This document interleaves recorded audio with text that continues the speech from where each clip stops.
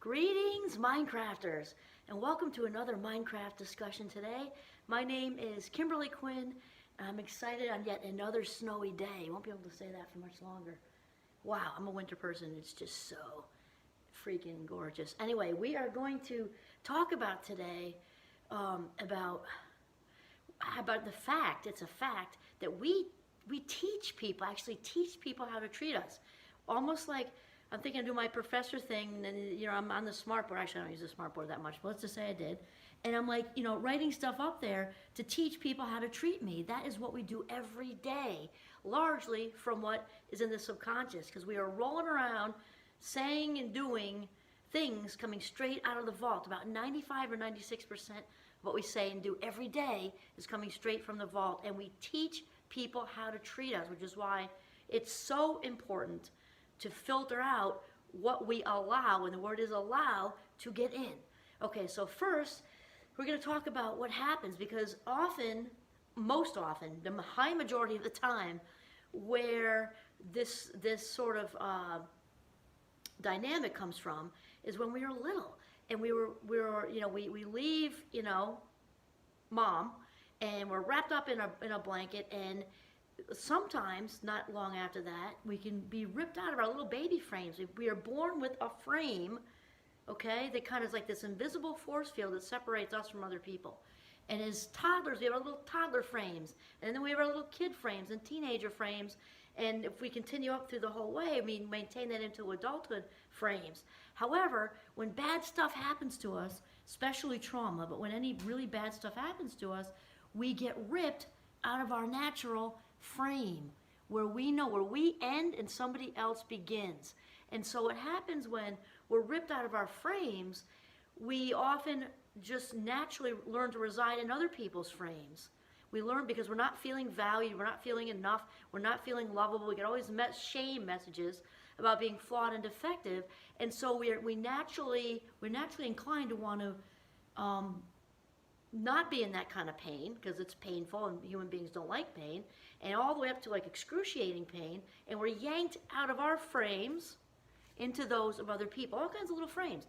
So here's the thing, it can be yanked out of and kind of residing in a partner's frame, which is super common. So the frame behavior that we're talking about is actually codependency, right? So this frame behavior can also be more subtle. We can be at work, we can like where we work, we can like the people we work with.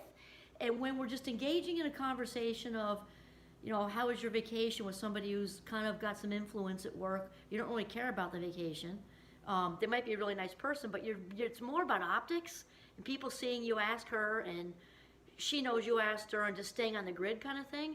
Now we can have that same conversation with that power that be influential person and actually care, which is different.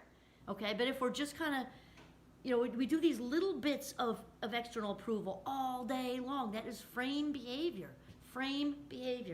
And, okay, then we amp that up where we actually need the approval, often compulsively, need the external approval of other people. So by residing in their frames, you get a little approval fix, okay, I feel good about myself for like the next 45 minutes, and then I need another one, and another one, and another one. This is because we've been yanked out of our frames, and we're living in other people's frames. And it comes from not realizing, acknowledging, and embracing our own self-worth, which resides in our frame, not their frames. All of our worth is here. Our self-love is here. Our own approval of ourselves is here. And here's the thing, this is like the frame of authenticity. We're born into it. Little baby authenticity frame, okay? And the authentic self doesn't need anybody's approval, but what's in here? It just doesn't. When we're yanked out of that authentic safe haven into, the sea of frames we're walking around in all day, then things get complicated, painful, and actually just false. We're living like a false kind of existence instead of our authentic existence. Very, very driven by the ego. All this frame behavior is driven by the ego because the authenticity is here, okay? And the ego part of us, the ego is actually the evil twin of the authentic self. The ego is what needs the approval, does the approval seeking, does all the people pleasing, like me, like me, like me. I'll do this for you, do that for you, do this for you. And then, of course, we want to be noticed and acknowledged for it and get kudos for it. All of that is ego driven. The authentic self does not need approval. The authentic self does not need to please people for the sake of approval. So let me just say this too. Approval feels good. I like approval. We all like approval. Hey, Kim, you did a nice job on that project. Okay, great. Thank you. And I will literally stand there authentically and take it in to reinforce and feel that goodness.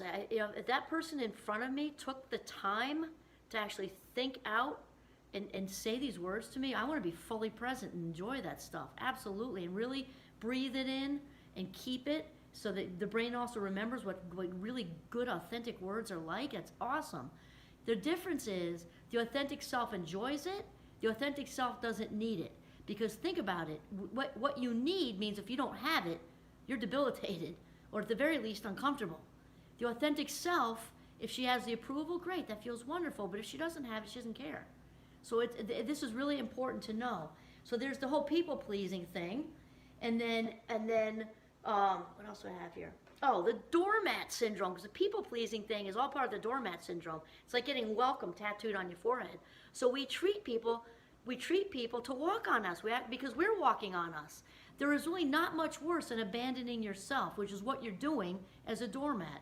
And sometimes people are victimized early on from whatever happens. And I can't say enough how important it is to do the work to climb out of that.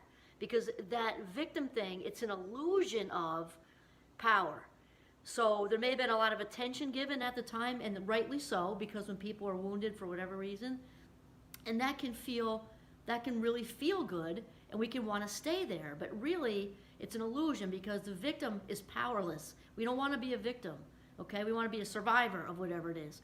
And so it's very important to climb out of that, because when we're walking around with the victim vibe, it's like wearing a sign saying "kick me" and taping it onto your back, like the bullies did back in the day, taping a sign on a kid's back, slapping him on the back. He doesn't even know. It says "kick me." That's what we're doing. Welcome on the forehead. Go ahead and walk on me, because I continually abandon myself. I abandon myself by the need for other people's approval. I abandon myself by caving in and not waving my arm when I have a good idea and I just stay there silently. Abandoning the self will attract more people abandoning you. Valuing yourself and your opinion and your ideas, will have others not valuing you, your opinions or ideas. It's just how it works. Even if they're nice people, you're teaching them, again, like up on an old school chalkboard or smart board, saying, don't value me, I don't value myself, can't you see? Role modeling. And also, if you don't respect yourself, no one's going to respect you.